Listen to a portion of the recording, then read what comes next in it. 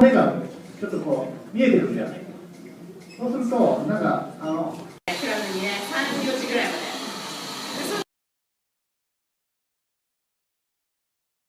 その上の四角いところを全部顔につけた状態でカットしてってください。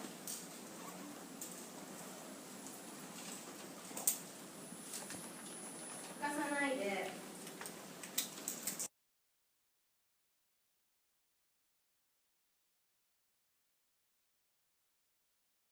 C シェイプでコーンを、ね、こう持ってきて、まっすぐ切るパターンだったり、5番村山美希奈さん。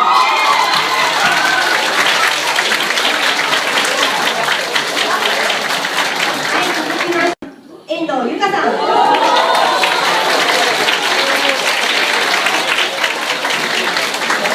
はい、最後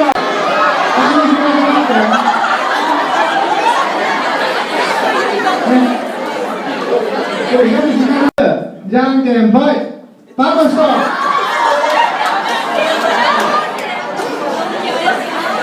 よし、次の人。